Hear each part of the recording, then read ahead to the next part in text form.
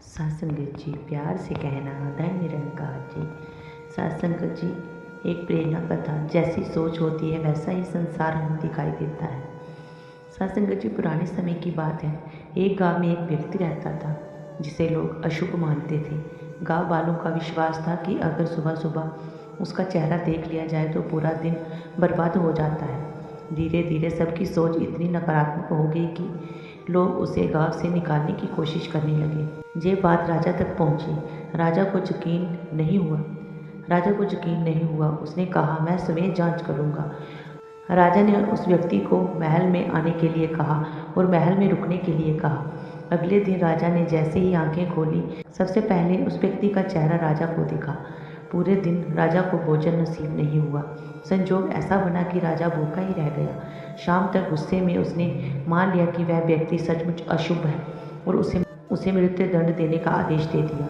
जब मंत्री को ये बात पता चली, वह तुरंत राजा के पास पहुंचा और विनम्रता से बोला, महाराज कृपा विचार करें। आज आपने कहा कि इस व्यक्ति का चेहरा देखने से आपको खाना नहीं मिला, पर इसके बारे में भी सोचिए। इसने तो सुबह सुबह सबसे पहले आपका चेहरा देखा था। इसे तो अपने प्राणों का संकट आ गया। अब आप ही बताइए कि कौन अशुभ हुआ, ये व्यक्ति जहाँ हमारी परिस्थिति की सोच। सत्संगत जी राजा चुप हो गया। उसे मंत्री की बात गहराई में समझ आ गई। मंत्री ने आगे कहा, राजन किसी का चेहरा शुभ या अशुभ नहीं होता। चेहरा तो ईश्वर की देन है। शुभ अशुभ तो हमारी सोच में होता है। जैसी हमारी सोच होगी हमें संसार भी वैसा ही दिखाई देगा। राजा को अपनी गलती का एहसास हुआ। उसने तुरंत उस व्यक्ति को मुक्त कर दिया और मंत्री का धन्यवाद किया। सत्संगत जी सकारात्मक सोच रखने वाला व्यक्ति हर जगह अच्छाई देखता है। नकारात्मक सोच रखने वाला हर जगह दोष खोजता है। इसलिए हमें सदा अपनी सोच को निर्मल, शुभ और सकारात्मक बनाए रखना चाहिए, क्योंकि जैसी हमारी सोच होगी वैसा ही हमें ये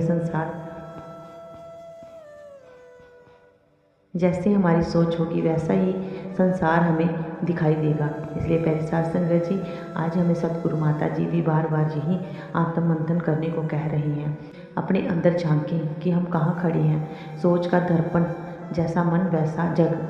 सत्संगत जी इस सोच से ही पता चलता है कि हमारे मन में क्या है और हम क्या सोच रहे हैं। इसलिए सत्संगत जी नकारात्मक को छोड़ के सकारात्मक की ओर बढ़े और हर पल हर समय हर किसी में अच्छे गुण ही देखें और अच्छे गुण ही छांटें।